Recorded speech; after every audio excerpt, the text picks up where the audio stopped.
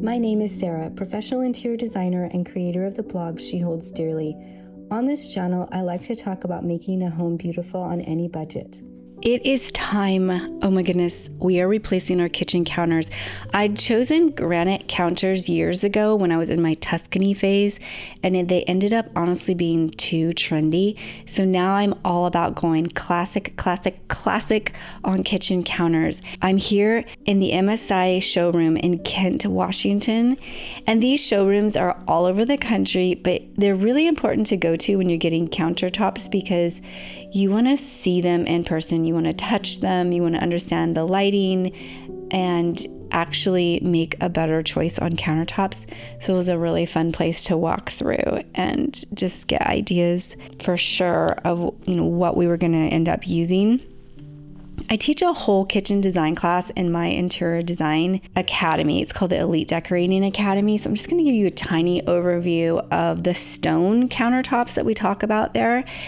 But you have soapstone counters as an option. They're the least expensive, but they scratch. Then you have marble and you have granite, which you have to seal. They're a little bit more maintenance than some other ones, but of course they will last forever. And then there's quartz, and they call quartz the queen of the countertops. And technically it's man-made, but they are man-made in that humans are powdering quartz and minerals, and they're mixing them with resins and pigments, and then creating whatever look you want. I mean, you can get marble or you can get soapstone, and they are built like tanks. You don't have to seal them. People do love them. And so I decided on quartz.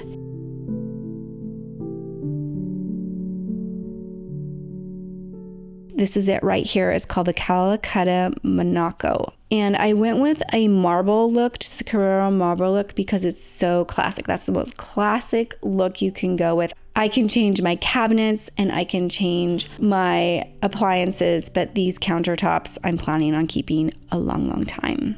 They only had 2 slabs left of my counters, and so I bought them both. Now, before I actually went to pick out countertops though, I did a lot of research and I had 3 different bids from different companies. I tried IKEA, I tried Home Depot, and then a local counter installer here in Washington.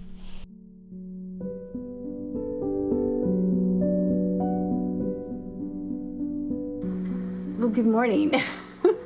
I am back from my visit seeing my daughter, and I got in late last night, so I'm sort of out of it. Like, I still need to do a bunch of laundry from the trip, all those things. But I get a text last night that says, hey, we'll be there 8:30 in the morning to rip out your counters and install the quartz counters that we have ordered. So they're gonna be here in 20 minutes. I need to quickly be ready to not use my kitchen today and then let them do their thing. And of course I wanna film a lot of it to show you. So anyway, I'm just overjoyed that it's finally getting done. So it's okay that I feel a little crunched right now. We had a lot of conversations and I began to get clearer on exactly what I wanted. I really wanted the OG edge. That's what I have in my current kitchen, or the granite counters had an OG cut on them, and IKEA couldn't do that for me. So they were out because of that. Then I thought about using Home Depot, but the countertops that they were wanting me to get, I couldn't get the marble look in quartz. And so the other one that they were recommending didn't have a very good warranty. It only lasted for 25 years, which 25 years at my age doesn't feel like very much time. So I wanted a lifetime warranty with the OG edge on the countertops, and I wanted them done in 2 weeks. Just give me the world, people. Home Depot said, well, we can do them in 6 to 8 weeks, but I was thinking, I got to get this YouTube video done.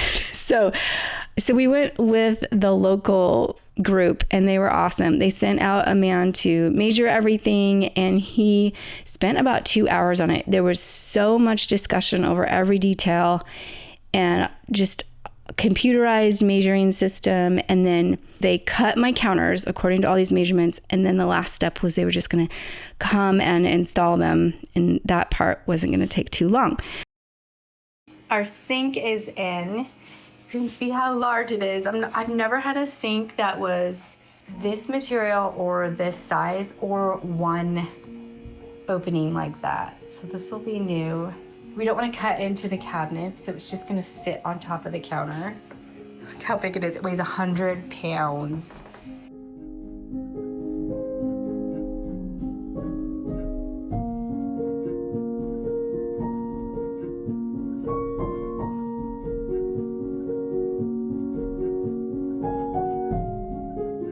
It's going fast. So we are not going to do the backsplash. That's sort of a bathroom style, so we're gonna do the wood paneling on the walls all the way down to the counters. I feel like that will look a little more like what I'm going for, and then we'll just, of course, seal it really well. Oh my gosh, they've been here for about 15 minutes. It's already changing so much.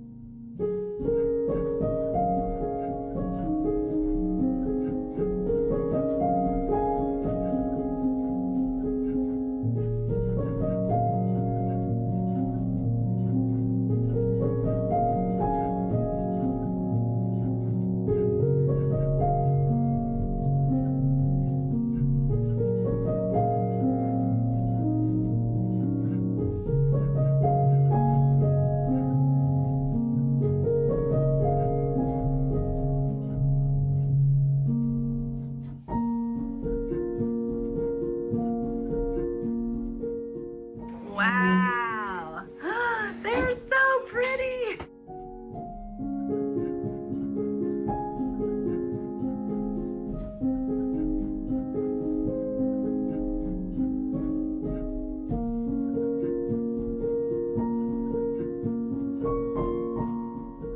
The whole process took 3 hours. They did my kitchen in the morning and then they did someone else in the afternoon. It was so nice. So even though I did get help with the countertops, I knew it was going to be a difficult week following. We didn't have our stove, we didn't have our sink, and we didn't have our dishwasher. So I got a lot of paper plates and I put in a nice big order with Home Chef. Home Chef is a weekly subscription service that delivers fresh ingredients and easy to follow recipes straight to your door. With quick meal options like oven-ready 15-minute meals and fast and fresh, Home Chef makes weeknight dinners effortless. Upgrade or swap out your proteins to fit your dietary preferences and enjoy a rotating menu of 20 plus new meals every week, ensuring there's always something new and exciting to try. Home Chef offers a cost-effective alternative to dining out with fresh ingredients that make home cooking easy. They offer beautiful step-by-step recipe cards with photos that guide you through each meal, making it easy for beginners and seasoned cooks as well. So the first night we tried the shrimp tacos, and then a few different chicken dinners following that. And we also tried the spring vegetable gnocchi. Every meal was absolutely superb. We loved them. I doubled them so that we had lunches for the next day. And I couldn't get over how simple they were. All I needed was salt, pepper, and oil, and basically a knife and a cutting board. Even when I cooked the chicken, it came with its own little pan, and the mashed potatoes just had to be stirred. Everything was portioned. It was so much fun and such a load off of us this week. I can just think of so many scenarios where this would be such a wonderful gift, either for someone else or for yourself. If someone has had a new baby, if there's been an illness, if you've got college students, you could gift this to them. You could teach a homeschool class with this. Even if you are dealing with just a huge workload and maybe both adults in the house are stressed in that way, you could sign up for just 2 meals a week just to take the edge off. And eating healthy is extra important during times of stress. So running out for fast food isn't actually really that helpful in the end. It's convenient, delicious, and economical. And as Home Chef likes to say, when cooking is achievable, life is easier. You can use the QR code here, or you can go to the link in my description and use the code DEARLY50. That'll get you 50% off your first box plus free shipping. All right, let's get back to work. So here's the faucet that I decided on. And again, as I was researching, I just got clearer and clearer on what it is that I wanted.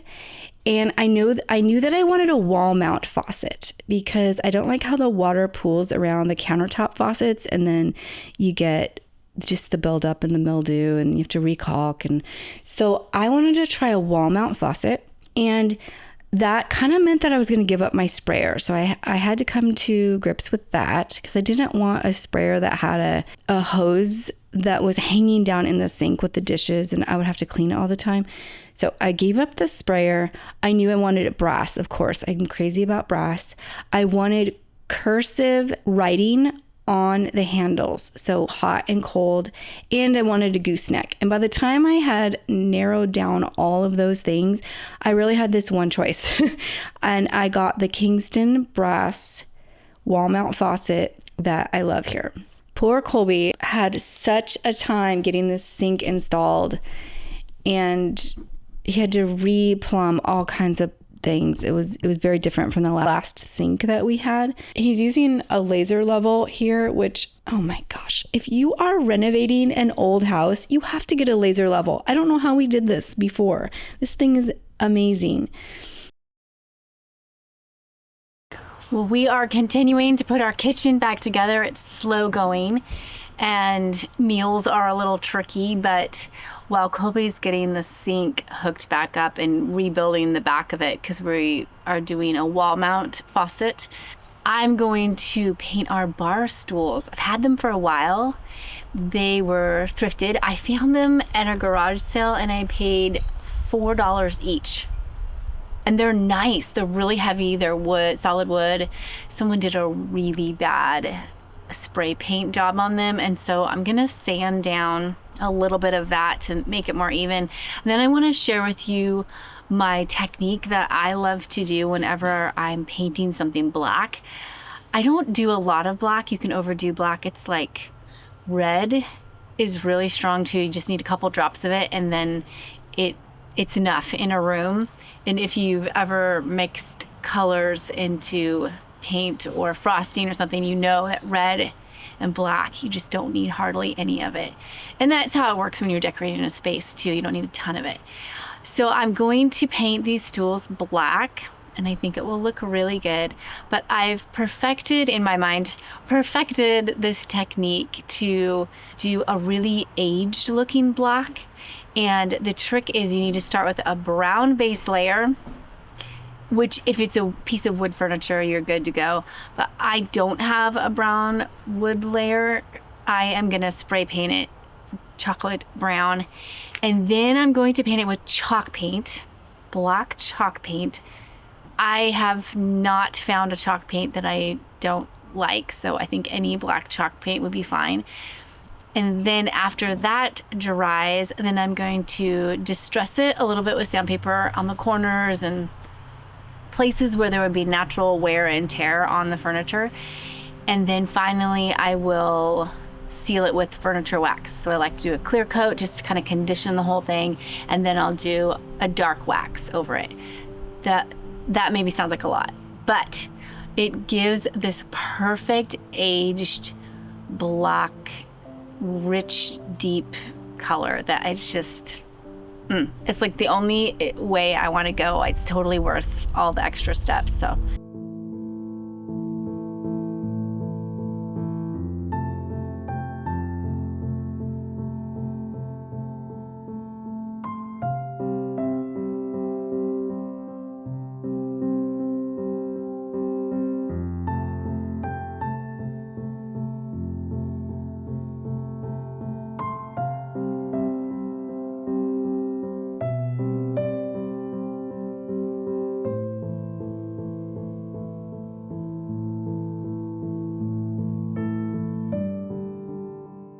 Okay, keeps raining on and off, and it's too stressful to be painting out in the yard, so I've moved into our shop. This is my last one here. I wanted to show you before I forget this piece that if you are doing a project that requires a lot of spray painting like I am, my finger is just getting way too sore holding down the button. And so you can get a piece like this. I think they're about $5. They're just next to the spray paint in Home Depot or wherever you're shopping. This one's Rust-Oleum. I don't think I've seen one that is not Rust-Oleum. But you clamp it on like this, and then essentially you turn your can of spray paint into like a real sprayer. I mean, it's that smooth, and you just pull the trigger and it makes a really steady spray. So once I get this done, I'm gonna move on to the first chair is ready to paint. So I'm just gonna keep cycling through these and we'll put the black chalk paint on. That's the second step. Okay, I wanna show you my very favorite brush, 1.5 inch sash brush is what it's called.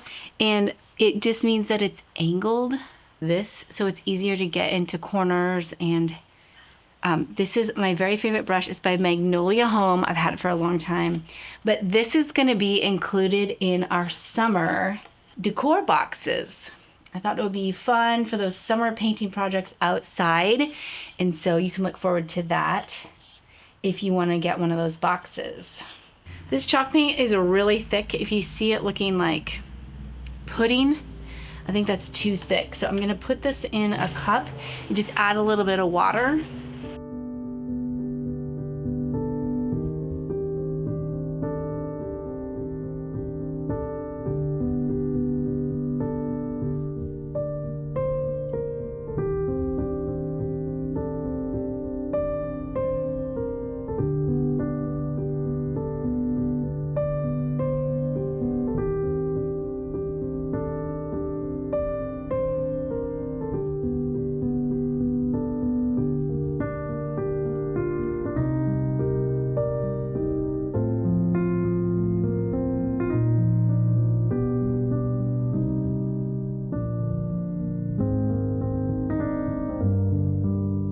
All right, we have stools that are brown and now black, and the paint has dried. So I'm gonna go back in and I'm gonna just stress just a little bit.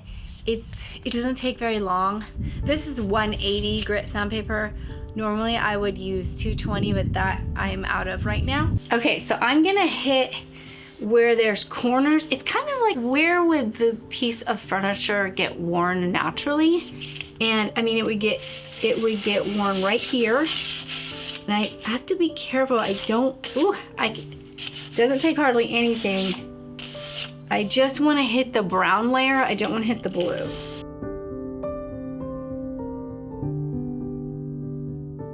So I've now wiped off all the dust from that little bit of sanding I did, and I'm gonna come back in with an Annie Sloan clear wax. I used to have a specific brush for this clear wax, and now I can't find it. I'm just gonna use an old t-shirt, which I think this is Madeline's old t-shirt.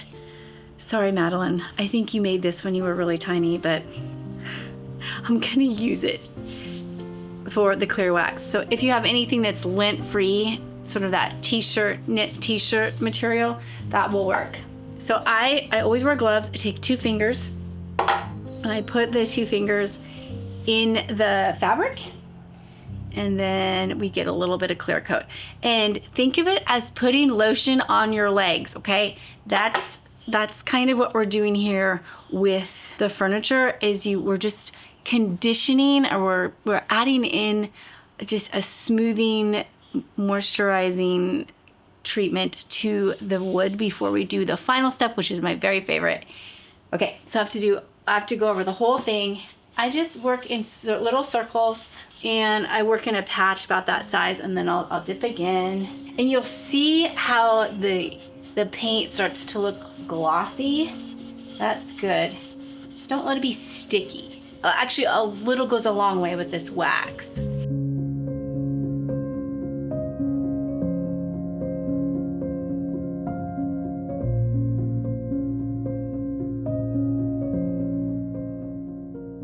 And the final step, which is my very favorite, it's when it really comes to life, is I'm gonna go over the whole stool with this dark wax from Annie Sloan. And it's just anything that was showing that looks, some of the white or the light gray is showing through, and this will turn it kind of a tan. And so that's gonna erase the little white marks on there, and it just gives this beautiful aged look, which I can't replicate any other way. It's the quickest way to make something look 100 years old if it's painted black, is to do this whole process with it. So here we go.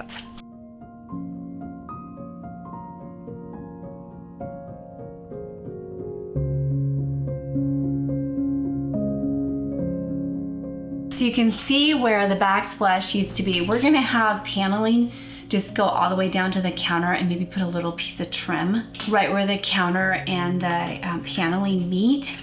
So meanwhile, I've got this strip of old orange paint. That was the color. The color of the kitchen used to be terracotta. And I don't even know if this matches, but I've got some white paint. I'm just gonna make it a little bit better. I actually was surprised how emotional I was about these counters. I caught myself crying 3 different times over these counters as they were new. It was like I felt so relieved, and it kind of surprised me at how strong that feeling was. And it just goes to show that our interiors in our home, they do affect us. And some people understand it more than others, but if our homes are clean and organized and beautiful, we feel better. We feel like we can handle more. And that is not a small thing. You know, I just always think back to Ecclesiastes 3:11, where it says, eternity has been set in our hearts. God has made us to long for heaven and to know that things should be better and can be better. And I feel like getting a home beautiful is part of that. And not only do the negative things affect us, but it works the opposite way too. So when things are beautiful, those things minister to our hearts and to our people's heart as well. People that come into our homes, they get a tiny taste of heaven, and it stirs them in a way that maybe they don't understand, but it's stirring that eternity set in their hearts. Colby gave me the most wonderful compliment one time. He said, you know, I've been married to you for almost 3 decades, and I still don't understand how you know what to do in a room with lighting and color and all the things that go into it. But he said, I just know that when you're finished, I just want to be in that room. And so, you know, I'm all for finishing an entire room so you have a beautiful place to go to in your home that you love. But at the same time, if you have everything that needs to be done, think about the top 3 things in your house that bother you the most, that feel like nails on a chalkboard, that feel like you walk by them and you have words in your mind like poor or ugly or embarrassing. And those things should really move to the top of the list as you're prioritizing your remodeling and your makeovers that you're doing, because they will affect you. It will be better for your mind to be around those things that are new and improved. It's not a small thing. It's something that we should be prioritizing. So that's my little TED Talk for you this week. Before I let you go, I have to ask a favor of you. Will you please go look at your kitchen sink and tell me in the comments, is your faucet, when the water comes out, is it hitting the midline of the sink, or before the midline, or after the midline? Because mine is going over the midline, coming out into the kitchen. I'm trying to decide if I like that. All right. One more reminder, the summer decor boxes are available for Mother's Day gifts. We got them early so people could use them for Mother's Day gifts. Super unique and beautiful, and I'm very excited, very proud of them, and I just know you're gonna love them. So I'll put a link in the description below.